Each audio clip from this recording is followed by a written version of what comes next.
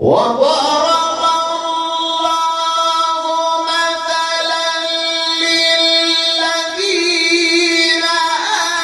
آمنوا امرأة فرعون إذ السلام علیکم ورحمۃ اللہ وبرکاتہ۔ ناظرین کرام، میں دوبارہ آپ کی خدمت عالیہ میں حاضر ہونے کا اشرف حاصل کر رہا ہوں۔ آج کے ہمارے اس پروگرام کا عنوان ہے کہ غریبی دور کرنے والی تعویذ مبارکہ۔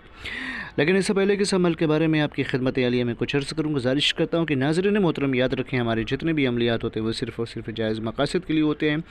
ناجائز کاموں کے لیے، غلط کاموں کے لیے، حرام کاموں کے لیے ہماری طرف سے کسی کو بھی کسی طریقے کی کوئی اجازت نہیں ہے۔ ہمارا سینٹر روحانی سینٹر ہے، ہم ٹونا، جادو، سپلی، بلیک میجک، شیطانی عمل اور گندی حرکتوں کے ذریعے سے کوئی بھی عمل انجام نہیں دیتے ہیں۔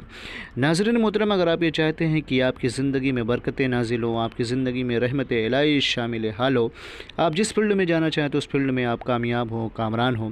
اگر کوئی بزنس مین ہے، اگر وہ چاہتے ہیں کہ ان کے بزنس کو ترقی نصیب ہو، یا پھر اگر کوئی کاروباری ہے، یا پھر اسی طریقے سے اگر کوئی طالب علم ہے، وہ چاہتا ہے کہ وہ اپنی منزل میں سرخرو ہو، ہر طریقے کی زندگی کے محاذ پر اور زندگی کی جنگ میں کامیابی حاصل کرنا چاہتے ہیں، تو اس تعویذ مبارکہ کا استعمال کریں۔ بالخصوص غربت دور کرنے کے لیے اور فقر و فاقہ کو ہمیشہ ہمیشہ کے لیے اپنے وجود سے ختم کرنے کے لیے اس تعویذ مبارکہ کا استعمال کریں۔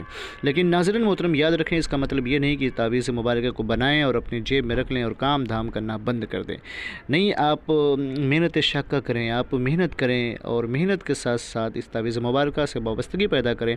انشاءاللہ اللہ تبارک و تعالیٰ آپ کی زندگی میں بہاریں پیدا کر دیں گے، آپ کو خوشحالی نصیب فرمائیں گے اور آپ کے گھروں اور کاروبار میں رحمتی رحمت اور برکتی برکت نازل ہوگی۔